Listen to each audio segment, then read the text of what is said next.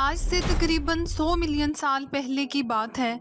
ज़मीन पर नज़ारा कुछ अलग ही था।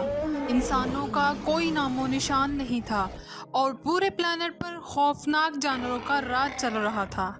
डायनासोर, ऐसे डायनासोर जो बड़ी बड़ी बिल्डिंग से भी ऊंचे थे, जिनका जबड़ा इतना ताकतवर कि आपकी हड्डियों को एक सेकंड में चकनाचूर कर दे, जिनकी रफ्तार इतनी तेज कि वो 90 किलोमीटर पर आवर की स्पीड से दौड़ते थे। सही मानों में ये खौफनाक और दिल दहला देने वाले जानदार थे। 170 मिलियन साल से ज़ायद अरसा तक इन्होंने ज़मीन पर राज किया।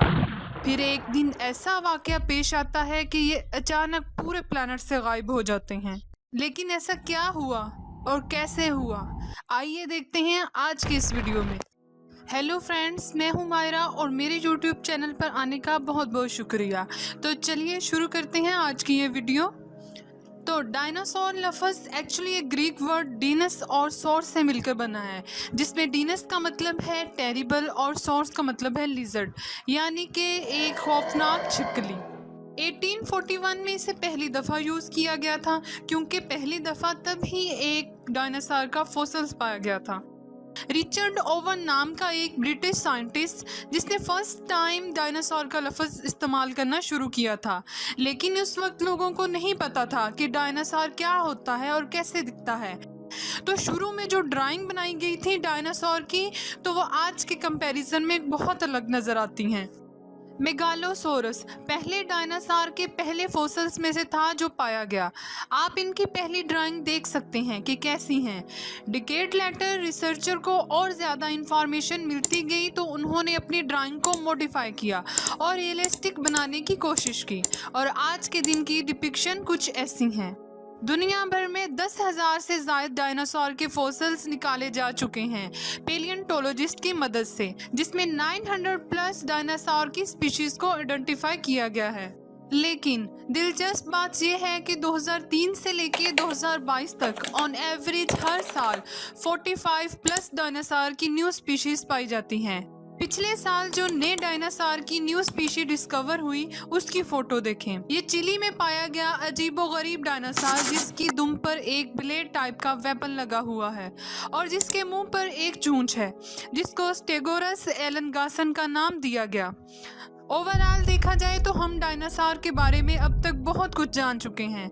आइए कहानी को शुरू से स्टार्ट करते हैं। वक्त में थोड़ा पीछे चलते हैं, यानी कई मिलियन साल पीछे। साइंटिस्ट का ख्याल है कि पहला डायनासोर 230 से 240 मिलियन साल पहले इमर्ज हुआ होगा, क्योंकि जो सबसे पुराना डायनासोर का फॉसिल मिला वो 230 मिलियन साल पुराना है, जो अफ्रीका में मिला था। उस वक्त जो प्लैनेट का हाल था आज के कंपैरिजन में वो बहुत बहुत अलग है। आज जो कॉन्टिनेंट आप देखते हो, एशिया, अफ्रीका, ऑस्ट्रेलिया, यूरोप, तब ये सारे कॉन्टिनेंट एक साथ जुड़े थे। सिर्फ एक सुपर कॉन्टिनेंट था जिसे पेंजिया का नाम दिया गया। साइंसदानों के बकौल पेंजिया कुछ ऐसा दिखता था। आज के दौर के कॉन्टिनेंट को आप देख सकते हैं कि वो कहाँ कहाँ थे। तब धरती का क्लाइमेट बहुत खुश्क सूखा था, क्योंकि बहुत कम बारिश होती थी। इस टाइम पीरियड को ट्रायसिक पीरियड का नाम दिया गया। ऐसा वक्त जब डायनासोर इमर्ज होना शुरू हुए। उस समय जो डायनासोर थे वो बिल्कुल मुख्तलिफ थे। वो साइज में बहुत छोटे थे। सबसे कॉमन डायनासोर का साइज तकरीबन 2 मीटर था। फॉर एग्जाम्पल यूरैप्टर, ऐसा डायनासोर जो उस वक्त एग्जिस्ट करता था, और उस डायनासोर को बाकी सबका एंसेस्टर भी कहा जाता है। आगे चलकर जमीन आहिस्ता आहिस्ता बदलने लगी। 201 मिलियन साल पहले ट्रायसिक पीरियड खत्म हो गया, जब अचानक से जमीन का क्लाइमेट बदलने लगा। तब पेंजिया टुकड़ों में टूटना शुरू हो गया और क्रैक्स आने लगे, और फिर वोल्केनो आने शुरू हुए, जिसकी वजह से बहुत सारी कार्बन डाइऑक्साइड रिलीज हुई, सल्फर डाइऑक्साइड रिलीज हुई, और उसकी वजह से ग्लोबल वार्मिंग हुई। जब सल्फर डाइऑक्साइड और एरिसोल मिले तो शील्ड बन गई, जिसकी वजह से सनलाइट ब्लॉक हो गई, और फिर वहाँ कूलिंग का प्रोसेस स्टार्ट हो गया। समुद्रों की एसिडिफिकेशन होने लगी जब कार्बन डाइऑक्साइड और सल्फर डाइऑक्साइड मिलकर पानी में गए, जिसकी वजह से क्लाइमेट बहुत तेज़ी से चेंज होने लगा। तब जो एनिमल एग्जिस्ट करते थे उनके लिए सरवाइव करना बहुत मुश्किल हो गया था। ज़्यादातर स्पीशीज कोल्ड ब्लडेड एनिमल थे। वो टेम्परेचर में तब्दीली को बर्दाश्त नहीं कर सकते थे, लेकिन जो डायनासोर थे वो वार्म ब्लडेड थे, इंसानों की तरह। उन पर टेम्परेचर की तब्दीली का कुछ खास असर नहीं हुआ। तकरीबन 6 लाख सालों तक ये वल्कानो eruption चलती रही, जिसकी वजह से सिर्फ डायनासोर, क्रोकोडाइल, टर्टाइल और अर्ली मैमल्स ही बचे। इस इवेंट को ट्राइएसिक जुरासिक एक्सटेंशन इवेंट कहा जाता है। इसके बाद जुरासिक पीरियड शुरू हो जाता है। ये पीरियड 201 मिलियन ईयर से 145 मिलियन ईयर तक चलता है। इसके दरमियान में dinosaur as a dominant species उभर कर आए। इनमें से कुछ का साइज बहुत बड़ा हो जाता है, जिसमें टाइटेनोसोर जो 160 मिलियन ईयर पहले जिंदा थे, जिनका वजन 15,000 किलो था और लेंथ में 15 मीटर तक हो सकते थे। ब्रोंटोसोर्स, ब्रोंचियोसोर्स, डिप्लोडोकस, स्टेगोसोरस। इसी पीरियड में फ्लाइंग डायनासोर की भी एंट्री होती है और तब पेंजिया 2 टुकड़ों में बढ़ चुका था, जिनका नाम लॉरेशिया और गोंडवाना लैंड था। जुरासिक पीरियड के बाद क्रिटेशियस पीरियड आता है, क्योंकि इसी पीरियड में हमें डायनासोर की डाइवर्सिटी में एक्सप्लोजन दिखने में मिला।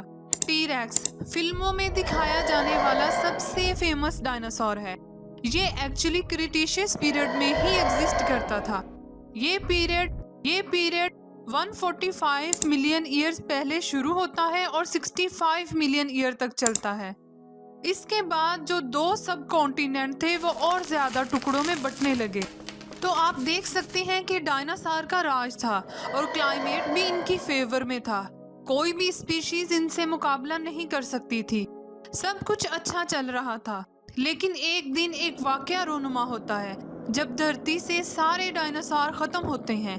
एक बहुत बड़ा एस्ट्रॉयड जिसका साइज 10 to 15 किलोमीटर था, जो धरती से बहुत तेजी के साथ आके टकराता है।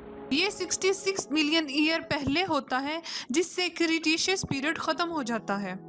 इस एस्ट्रॉयड की स्पीड थी 30 किलोमीटर पर सेकंड, यानी एक जेट एयरलाइन से 50 गुना ज्यादा तेज।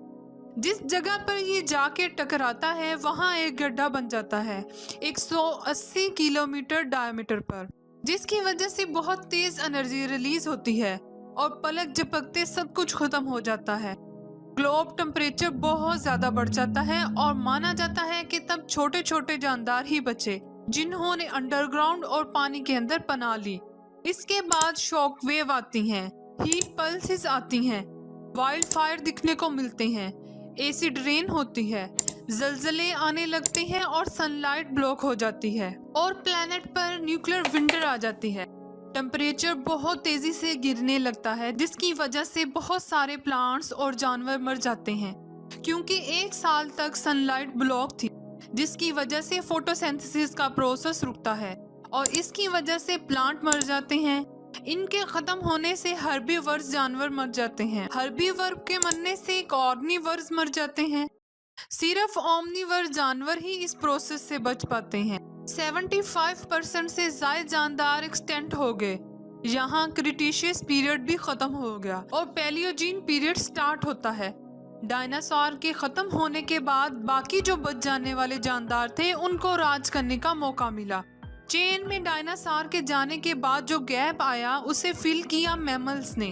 साइंटिफिकली कहा जाता है कि बर्ड्स उड़ते हुए डायनासोर के ही एंसेस्टर हैं, उन्हीं की फैमिली से बिलोंग करते हैं। वीडियो पसंद आई हो तो लाइक ज़रूर कीजिएगा, ताकि हर आने वाली वीडियो आप तक पहुंच सके। मिलते हैं नेक्स्ट वीडियो में, तब तक के लिए अल्लाह हाफिज़।